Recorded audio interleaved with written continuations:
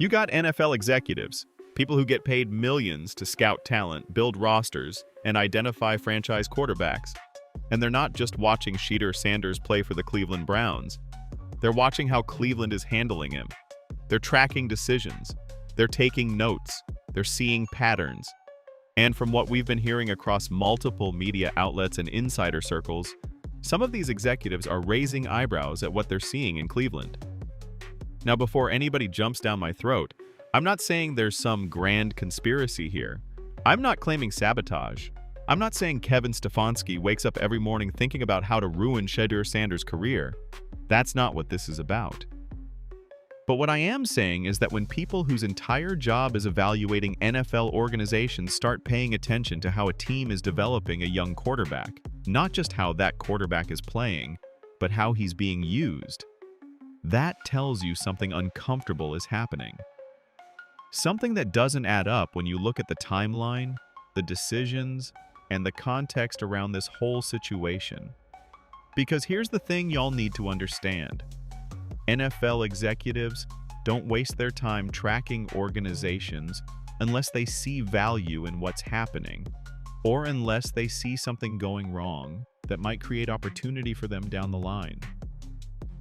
And right now, based on what's been discussed in media circles and what insiders have been saying, there are people around the league watching Cleveland's handling of Shedeur Sanders like it's a case study in how not to develop a first-round quarterback. So let's walk through this. Let's break down the timeline. Let's look at what actually happened here, because when you lay it all out, the questions start piling up real quick. Cleveland drafts Shedeur Sanders, high pick, big name. Son of Deion Sanders. Comes from Colorado with massive media attention, highlight reel throws, leadership qualities, and a reputation for being mentally tough under pressure. The hype is real. The expectations are sky high. Fans are excited. Media is buzzing. The Browns are positioning this as the future of the franchise. Now, drafting a quarterback high means you believe in him. It means you see franchise potential. It means you're willing to invest not just draft capital, but time, coaching resources, and roster construction around that player. That's the entire point of taking a quarterback in the first round. You don't do that unless you're ready to commit to the development process. But here's where it starts getting weird. From the jump, there were questions about the depth chart. Who's starting? Who's getting first-team reps? How is Cleveland planning to bring Shedeur along? And based on what we saw early on, both in camp coverage and in how the coaching staff talked about the quarterback room, it didn't feel like Shedeur was being set up as the guy right away. It felt like Cleveland was hedging, playing it safe, keeping options open. And look, I get it. Not every rookie quarterback needs to start week 1. That's not the issue. The issue is clarity. The issue is commitment. The issue is whether the organization is building around the player they just invested in, or whether they're treating him like a backup plan while they figure out what they really want to do. So let's talk about who was ahead of Shedeur early on, because this is where the timeline starts raising questions. Cleveland had veterans in the room, guys who had been in the system, guys who knew the offense. And from what we saw in practice reports, media coverage, and statements from the coaching staff, those veterans were getting significant first-team reps. Shedeur wasn't being thrown to the wolves immediately, which again, could be a smart developmental move. But here's the uncomfortable part. When you look at the reasons given for keeping Shedeur on the bench, and when you look at the performance of the guys ahead of him, it starts feeling less like development and more like hesitation. Because let's be real for a second.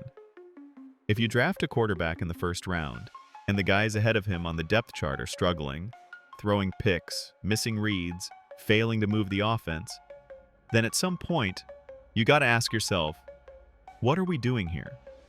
What's the actual plan? Are we developing the future, or are we protecting the past? And from what insiders have been saying, and from what media members who cover the Browns have been discussing, There were moments where it felt like Cleveland was more comfortable losing with a veteran than taking a risk on the rookie they just drafted. That's a red flag. That's the kind of decision-making that makes NFL executives around the league start paying attention, because it signals uncertainty at the organizational level. Now, Shedeur does eventually get his shot. Whether it's due to injury, performance issues with the starter, or just the inevitable pressure from fans and media, he gets on the field. And here's where things get even more interesting. Because based on the footage we've seen, based on the All-22 film that's been broken down by analysts, and based on the stats and situational context, Shedeur didn't look lost out there. He didn't look overwhelmed. He didn't look like a guy who needed more time on the bench. He looked like a first-round quarterback trying to operate in a bad situation. And that's the key phrase right there. Bad situation. This isn't excuses. This is context. Two things can be true at once. Shedeur can have areas he needs to improve, and Cleveland can be failing to put him in a position to succeed. Both of those things can exist at the same time. Let's break it down. The offensive line, from what we've seen in games, has been inconsistent at best. Shedeur's been under pressure constantly. He's getting hit. He's getting hurried. He's having to make throws off his back foot off platform with defenders in his face. That's not ideal for any quarterback, let alone a rookie trying to find his rhythm in the NFL. The weapons around him? Hit or miss. There have been drops. There have been blown routes. There have been moments where Shedeur puts the ball exactly where it needs to be, and the receiver doesn't come down with it. Again, that's not an excuse. That's just what happened. We can see it on film. The play calling? Man, this is where it gets uncomfortable. Because when you watch the games, when you see the situations Shedeur is being put in, it doesn't always feel like the offense is being designed to maximize his strengths. It feels like he's being asked to manage the game, check the ball down, avoid mistakes. Which, sure, that's part of being a rookie quarterback. But at some point, if you believe in a guy, you gotta let him play. You gotta let him take shots. You gotta trust him to make throws. And from what we've been hearing from media members and from what insiders have been saying, there's been frustration, both from Shedeur's camp and from people around the league watching this, about the conservative approach Cleveland has taken with him. It's like they're more worried about him failing than they are excited about him succeeding. And that energy, that hesitation, it shows up on the field. Now, this is where it gets real. Because we're not just talking about fans complaining on social media anymore. We're talking about actual NFL insiders, people with connections to front offices, people who have been around the league for years, and they're starting to ask questions publicly. One insider was quoted discussing how Cleveland's handling of Shedeur feels inconsistent with how other teams develop their first-round quarterbacks. They pointed out that successful franchises make a decision and commit to it. They build around the rookie. They give him weapons. They protect him. They create an offensive identity that suits his skill set. Cleveland, according to this insider, has done none of that. They drafted Shedeur, but they haven't fully committed to him, and that lack of commitment is visible. Another media member broke down the timeline and pointed out that the decisions Cleveland has made around Shedeur don't line up with the decisions they made around other young players on the roster. Why is the rookie running back getting touches immediately, but the rookie quarterback is being brought along slowly? Why is the coaching staff more willing to trust young guys on defense than they are on offense? It's inconsistent. It raises questions. And here's the part that's getting attention from executives around the league. When you mishandle a young quarterback, especially one with the profile and potential of Shedeur Sanders, other teams take notice. Because they start thinking, what happens if Cleveland gives up on him? What happens if this situation falls apart? Could we step in and give him a fresh start? That's how the NFL works. Teams are always looking for opportunities to capitalize on other organizations' mistakes. From what's been discussed in media circles, there are teams that would absolutely be interested in Shedeur Sanders if Cleveland ever decided to move on. Not because Shedeur is perfect, no rookie is, but because they see the talent, they see the toughness, and they see a kid who's been put in a tough situation and hasn't broken. That's valuable. That's the kind of thing that makes executives pay attention. So here's where we gotta be honest about what this looks like from the outside. And again, I'm not claiming anything definitive here. I'm not saying I know what's going on behind closed doors. But when you look at the pattern of decisions, when you look at how Shedeur has been handled compared to how other first-round quarterbacks around the league are being handled, it raises uncomfortable questions. Why did it take so long for Shedeur to get on the field? Was it really about development? Or was it about the coaching staff not being ready to commit to him? Why, when Shedeur did get on the field, was the offense so conservative? Was it about protecting a rookie? Or was it about the coaching staff not fully trusting him? Why has there been so much talk about the quarterback competition and earning the job when you just spent a first-round pick on this kid? Shouldn't the job be his to lose? And here's the big one. Why are NFL executives tracking how Cleveland is handling this? What are they seeing that makes them pay attention? What are they hearing from their sources inside the building or around the league that makes this situation worth monitoring? These aren't accusations. These are questions. And the reason they matter is because the answers determine what kind of future Shedeur Sanders has in Cleveland, and whether that future even exists. Now let's give Shedeur his credit. Because through all of this, the uncertain depth chart, the conservative play calling, the constant scrutiny, the pressure of being Deion Sanders' son, Shedeur has handled himself like a professional. From what we've seen in his press conferences, in his body language on the sideline, in how he's responded to adversity on the field, Shedeur hasn't complained. He hasn't thrown coaches under the bus. He hasn't made excuses. He's shown up, put in the work, and tried to make the best of a difficult situation. That's mental toughness. That's maturity. That's exactly what you want to see from a young quarterback. And here's the thing. NFL executives notice that too. They notice when a guy handles adversity with grace. They notice when a player keeps his head down and grinds even when things aren't going his way. That stuff matters. It shows character. It shows resilience. And in the NFL, resilience is just as important as arm talent. Does Shedeur have areas to improve? Of course. Every rookie does. His decision-making under pressure could be sharper.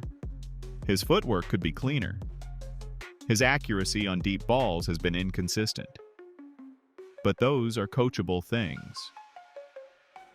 Those are things that improve with reps, with experience, with the right coaching and the right system. The question is whether Cleveland is providing that environment. And based on what we're hearing, that's where the doubt is creeping in. Browns fans are split on this, and honestly, that tells you everything you need to know about how messy this situation has become. You got one group of fans who are all in on Shedeur. They see the talent. They see the toughness. They see a guy who's been dealt a bad hand and is doing everything he can to make it work. These fans are frustrated with the coaching staff. They're frustrated with the conservative play calling. They're frustrated with the lack of commitment. They want to see Shedeur unleashed. They want to see the offense built around him. They want Cleveland to go all in on the future instead of clinging to the past. Then you got another group of fans who are skeptical. They point to the mistakes. They point to the interceptions. They point to the losses. They say Shedeur hasn't done enough to prove he's the guy. They say the coaching staff is being smart by not rushing him. They say Cleveland needs to make sure they get this decision right before fully committing. And here's the thing. Both groups have valid points. That's what makes this so uncomfortable, because there's no clear answer here. There's no obvious right or wrong. It's all murky. It's all subjective. And that murkiness is exactly what makes NFL executives around the league pay attention, because unclear situations create opportunities. The media has absolutely run with this story. And why wouldn't they? You got a high-profile rookie quarterback. You got a legendary father in Shedeur Sanders. You got a struggling franchise in Cleveland that's desperate for stability. You got insider reports suggesting organizational dysfunction. You got executives around the league watching closely. It's a perfect storm for content. Every week, there's a new narrative. One week, it's Shedeur is the future and Cleveland is wasting him. The next week, it's Shedeur needs to prove he can handle the pressure. Then it's the coaching staff doesn't trust him. Then it's Shedeur is being too conservative. The narratives shift constantly, and that constant shifting creates confusion. It makes it hard to separate what's real from what's manufactured. It makes it hard to know who to believe. But here's what we do know. When the media is this focused on a situation, when insiders are this vocal about their concerns, when executives around the league are this interested in what's happening, it usually means there's fire behind the smoke. It usually means something legitimately uncomfortable is happening, even if we don't have all the details. Let's zoom out for a second. Because this isn't just about Shedeur Sanders. This is about how NFL organizations handle young quarterbacks in general. And Cleveland's handling of Shedeur is becoming a case study, for better or worse, in what happens when an organization lacks clarity and commitment. Look around the league. Look at teams that successfully develop rookie quarterbacks. What do they have in common? They make a decision and stick with it. They build the roster around the quarterback. They design the offense to fit his strengths. They give him weapons. They protect him with a solid offensive line. They trust him to make throws. They accept that there will be growing pains, but they commit to the process anyway. Now look at teams that struggle to develop quarterbacks. What do they have in common? Hesitation, inconsistency, constantly changing their minds, blaming the quarterback for organizational failures, refusing to invest in the supporting cast, playing scared instead of playing to win.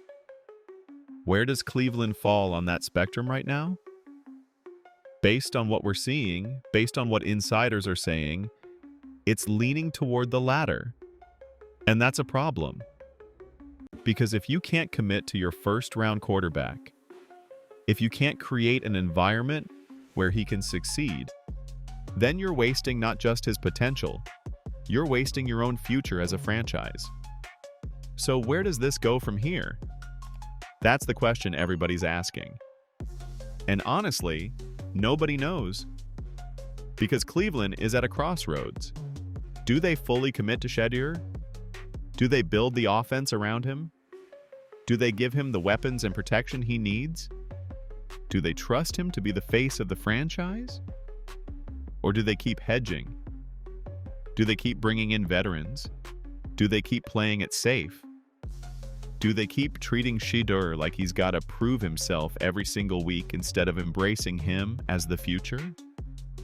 The executives watching this situation are asking the same questions. Because if Cleveland doesn't commit, if this situation falls apart, if Shedeur becomes available in any capacity, there are teams ready to pounce. There are teams that would love to take a shot at a young quarterback with his talent and toughness. There are teams that believe they could put him in a better situation and get better results. And that's the uncomfortable reality here. Cleveland might not realize it, but the clock is ticking. The longer they hesitate, the longer they fail to commit, the more they risk losing Shedeur's trust, and the more they invite outside interest from teams that are paying attention. Here's what's eating at people. None of this has been resolved. The questions are still out there. The uncertainty is still hanging over everything. We don't know if Cleveland truly believes in Shedeur. We don't know if the coaching staff is fully on board. We don't know what the long-term plan is. We don't know how this ends. And that's exactly what makes NFL executives take notes, because unresolved situations create opportunities. Dysfunction creates openings. And right now, Cleveland's handling of Shedeur Sanders looks like dysfunction, whether they want to admit it or not. So what are we supposed to take from all this? What's the lesson here? What's the conclusion? There isn't one. Not yet. This story is still being written. The decisions are still being made.